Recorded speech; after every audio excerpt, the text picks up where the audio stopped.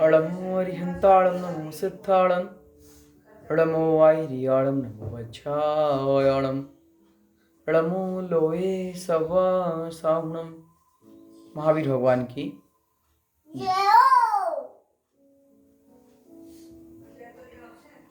लक्ष्मण को वनमाला की प्राप्ति पर्व 36 पद्म पुराण का।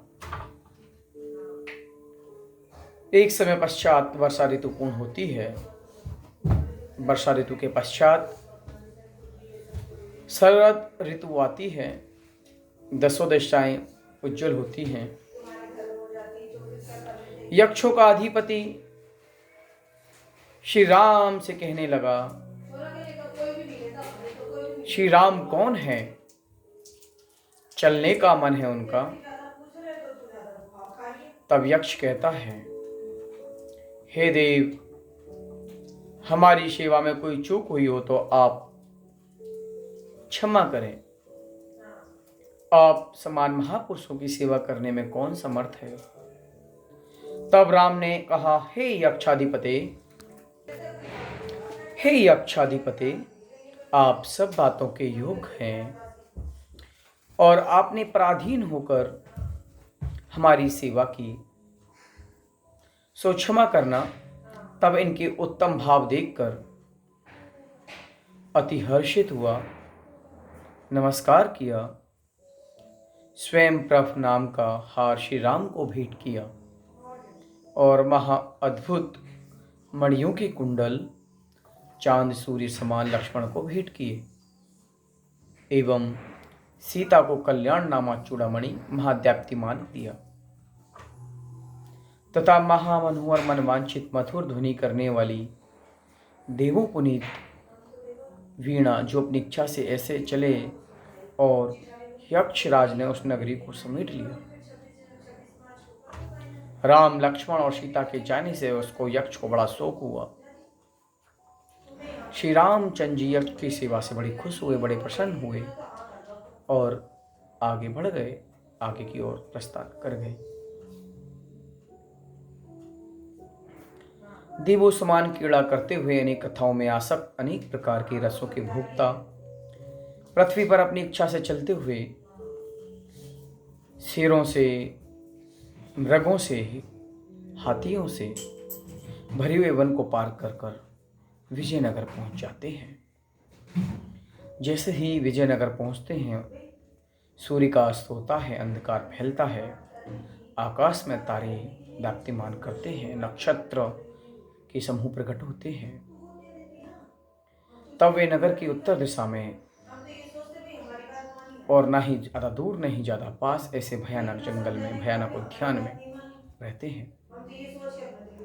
विजयपुर का नगर का राजा पृथ्वीधर, उसके इंद्राणी संपूर्ण गुणों से मंडित, उन राजा की पत्नी की पुत्री वनमाला नाम की पुत्री बहुत सुंदर, सुशील और बाल अवस्था से ही लक्ष्मण के गुणों को देखकर लक्ष्मण के प्रति अनुराग करने वाली।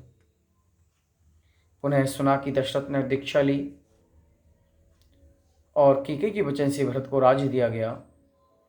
राम लक्ष्मण परदेश निकले हैं, ऐसा विचार कर विजयपुर की राजा पृथ्वीधर ने अपनी पुत्री राजकुमारी वनमाला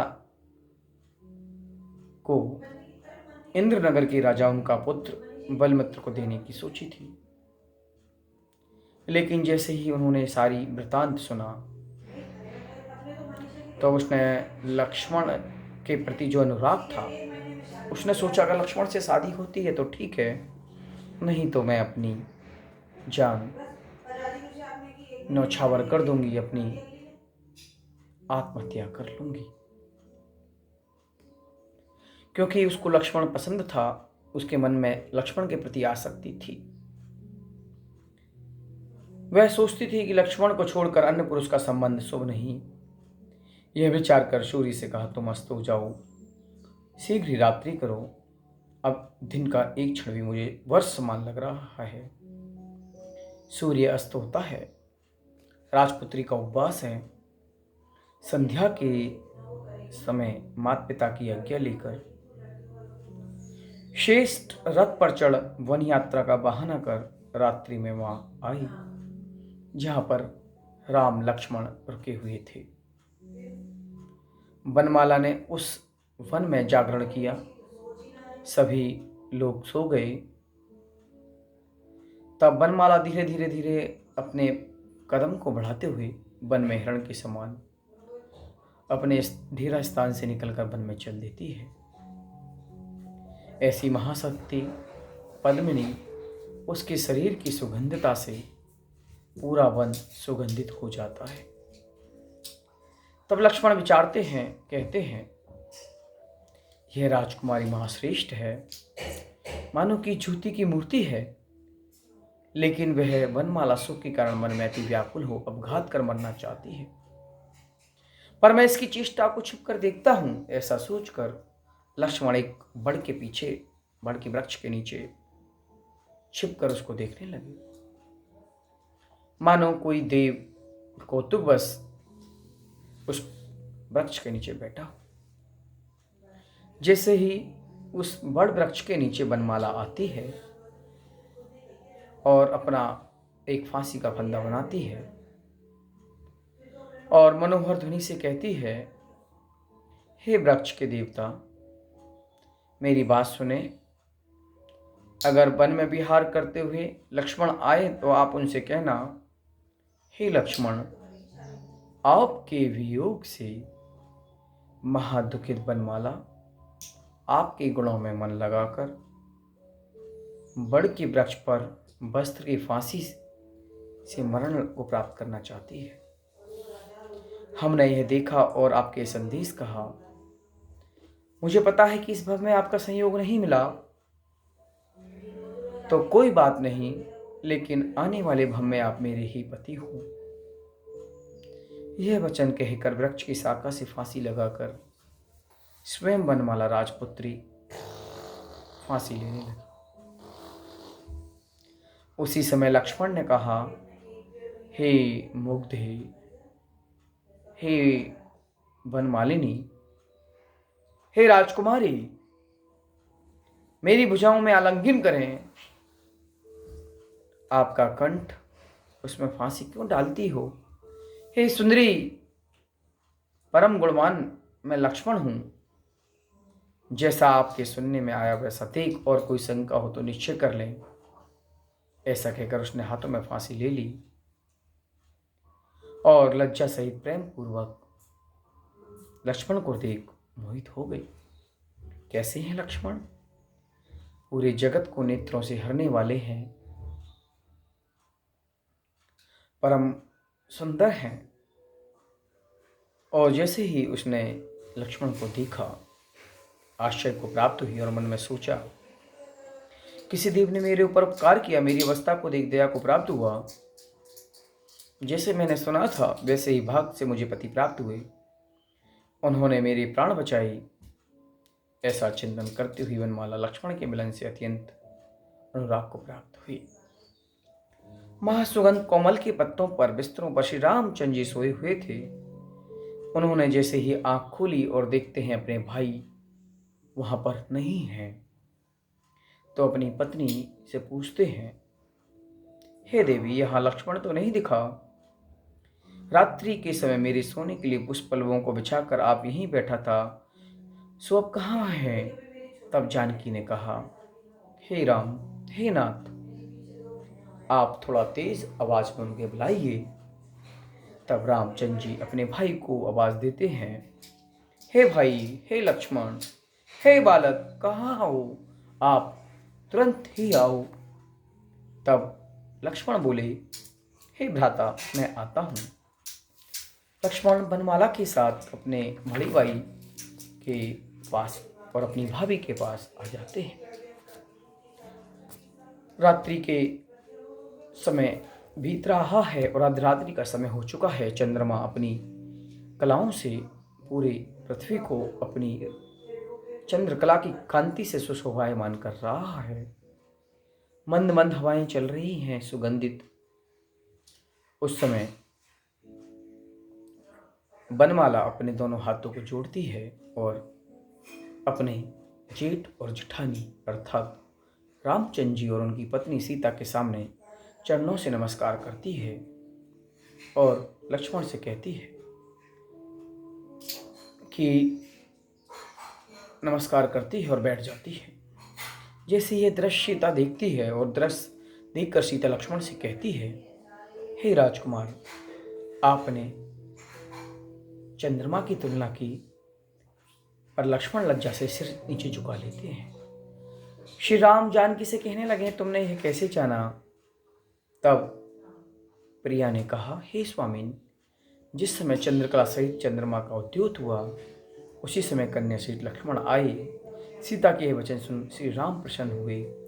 वनमाला महाश्चर्य से युक्त प्रसन्नचित्त हो सीता के पास बैठी और ये दोनों भाई महासुंदर थी वो समान निंद्रा रहित होकर सुख से कथा बात करते रहे। उधर वनमाला की सखी की नींद खुली तो देखा से सुनी है, राजकुमारी नहीं है, भय से व्याकुल हो चुकी।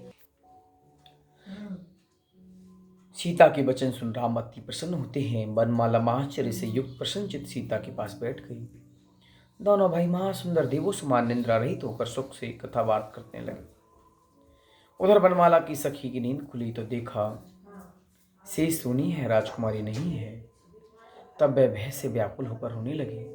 उसके रोने की आवाज से सभी योद्धा जाग गए। हथियार लेकर घोड़े पर चढ़े, दसों दिशाओं में दौड़े। कुछ लोग पैरों से भागे, बर्छी धनुष लेकर हाथों में दसों दिशाएं ढूंढी। राजा का भय और प्रेम से ऐसे दौड़े मानो हवा के बालक ही है। कोई इस तरफ दौड़कर आई। राजकुमारी वनमाला को वन में राम लक्ष्मण सीता के पास बैठ देख बड़े हर्षित हुए। राजा पृथ्वीधर के पास जाकर बधाई दी और कहा कि हे राजन, जिनको पाने के लिए बहुत यत्न किए तो भी नहीं मिले, वे सहज ही यहाँ आ गए। हे प्रभु, आपके नगर में महानिधि आई है। बिना बादल आकाश से बारिश हुई है। खेतों में बिना बीज डाले अन्न उत्पन्न हुआ है। आपके जमाई लक्ष्मण नगर के निकट ठहरे हैं। उन्होंने वनमाला को प्राण त्याग करने से पूर्व बचा लिया है और आराम आपके परम हेतु है। वो अपनी पत्नी के साथ वन के पास बस में बैठे हुए हैं। जैसे सची सहित इंद्र यह वचन राजा ने सेवक को सुनकर बड़ा हर्षित हुआ। खुशी में एक क्षण को मूर्छित हुआ। पुनः परम आनंद को प्राप्त सेवकों को बहुत धन दिया और मन में सोचा कि मेरी पुत्री का मनोरथ सिद्ध हुआ। जीवन में धन की प्राप्ति, इष्ट का समागम, ये सुख के कारण पुण्य के योग से प्राप्त होते हैं। जो वस्तु सैकड़ों योजन दूर और शून्य में भी नहीं आई, ऐसी वस्तु पुण्यवान जीवों को क्षण मात्र में प्राप्त होती है। और जो प्राणी दुख को भोगने वाले पुण्यहीन है, उनके हाथ में इष्ट वस्तु आई हुई भी चली जाती है। पर्वत के मस्तक पर तथा वन में, सागर में, मार्ग में पुण्य अधिकारी जीवों को इष्ट वस्तु की प्राप्ति स्वतः ही हो जाती है। ऐसा मन में चिंतन कर अपनी रानी को सब वृतांत कहा। रानी बार बार पूछती है, बात सत्य है कि स्वप्न है? सूर्य का उदय हुआ तब राजा प्रेम से भरे सर परिवार सहित हाथी पर बैठकर राम से मिलने आए और वनमाला की माता 8 पुत्रियों के साथ पालकी पर चढ़कर आई। राजा ने दूर से श्री राम को देखा, नेत्र कमल फूल गए और हाथी के ऊपर समीप आए। राम लक्ष्मण से मिले। उनकी रानी सीता की चरण स्पर्श कर कुशल क्षेम पूछा। वीणा, बांसुरी, मृंग आदि बाजे बजे। बंदी जन बेरत बखानी रहे। महा उत्सव हुआ। राजा ने लोगों को बहुत दान दिया, नृत्य किया। दसों दिशाएं नृत्य गान से गूंज रही हैं। श्री राम लक्ष्मण ने स्नान आदि कर कर भोजन किया, पुनः हाथी घोड़ों पर चले और सीता को स्नान कराकर भोजन कराया। पुनः हाथी घोड़ों पर चढ़कर सामंत और रण समान कूदते हुए पयादों से श्री राम लक्ष्मण नगर में प्रवेश किया।